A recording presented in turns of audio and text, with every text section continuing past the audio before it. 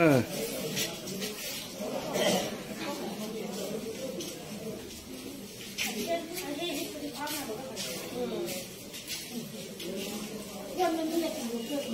যেদিন ত্রিপুরায় গণতান্ত্রিক পদ্ধতিতে ৩০টা পঞ্চায়েত নির্বাচন হচ্ছে, তো আমরা উৎসবের মাঝে এখানে ভোট সংগঠিত হচ্ছে। আমরা সবাই মিলে মানুষ ভোট দেওয়ার জন্য এসেছেন। আমি ইতিমধ্যে আমার ভোট গণতান্ত্রিক অধিকার প্রয়োগ করেছি এবং প্রত্যাশা রাখছি যেখানে ভোট দিয়েছে এটা দীর্ঘ ২৫ বছর যাবৎ কংগ্রেস পরিচালিত পঞ্চায়েত, যে উন্নয়নমূলক কাজ এই এলাকার মধ্যে হওয়ার কথা সেই উন্নয়নমূলক কাজ হয়নি।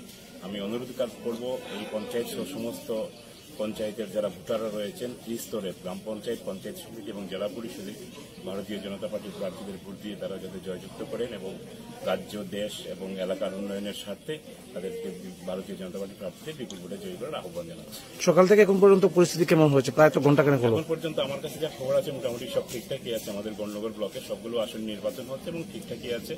মানুষ প্রস্তুতি নিচ্ছেন উৎসবের মাঝে ভোট দেওয়ার জন্য এবং আমরা আশাবাদী যে এখানে মানুষ উন্নয়নের পক্ষেই ভোট দেবেন। গৌরনগর ব্লক এলাকায় যে 20টি গ্রাম পঞ্চায়েত রয়েছে কেমন আশা করতে পারেন? গৌরনগর ব্লক এলাকার মধ্যে যে 20টি পঞ্চায়েত রয়েছে 2019-এর নির্বাচনে আমরা 9টিতে জিতেছিলাম, কংগ্রেস 10টিতে এবং একটাতে ত্রিশঙ্ক হয়েছিল। এবছর আমরা আশা করছি অন্তত 17টা পঞ্চায়েত, আমরা 17 থেকে 18টা পঞ্চায়েত আমরা পাবো। পুরুষদের পাশাপাশি মহিলাদের ভোটদানে কি বলবেন? মহিলারা বেশি সংখ্যায় মহিলারাই উপস্থিত হচ্ছে। আপনারা দেখতে পাচ্ছেন লাইনের মধ্যে প্রচুর সংখ্যক মহিলারা লাইনের মধ্যে উপস্থিত হচ্ছেন এবং পুরুষ মহিলা সব অংশের মানুষই গ্রাম পঞ্চায়েত নিজেদের গ্রামীণ সরকার তৈরির নির্বাচন। আমার বিশ্বাস যে প্রত্যেকটা মানুষই আসবেন এবং তাদের ভোটাধিকার প্রয়োগ করবেন, ভোটের অধিকার প্রয়োগ করবেন। আপনি নিজেই মাত্র বললেন যে এই নূরপুর গ্রাম পঞ্চায়েত 25 বছর ধরে কংগ্রেস দলের অধীনে রয়েছে। মূলত কোন বিষয়গুলি তাগিদে মানুষ বিজেপিকে ভোট দেবে?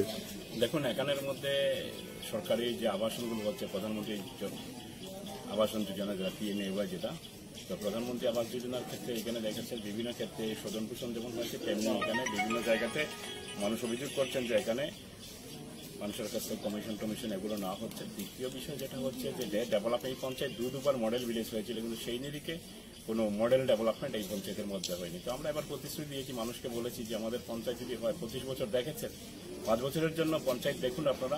আমরা এখানের মধ্যে আমরা 25 বছরের চাই যদি 5 বছরের বেশি ডেভেলপমেন্ট কাজ না করতে পারতে পরের নির্বাচনে আমরা পাল্টে দিতে পারবেন। এই অধিকার তো গণতান্ত্রিক পদ্ধতিতে আপনাদের রয়েছে। এই কথাগুলো আমরা বলছি। আমরা বলছি প্রত্যেকটা একাধিক বাড়ির যে রাস্তাগুলো রয়েছে প্রত্যেকটা বাড়ির রাস্তা আমরা সিসি রোড করে দেবো, ড্রেনেজ সিস্টেম ডেভেলপমেন্ট করা এবং সার্বিকভাবে মানুষের যে অধিকার সেগুলো মানুষের কাছে পৌঁছে দেওয়ার গ্যারান্টি আমরা তৈরি করবো স্বচ্ছ প্রশাসন হওয়ার। Subscribe to Tripura Info and press the bell icon so that you never miss any latest updates and news on Tripura.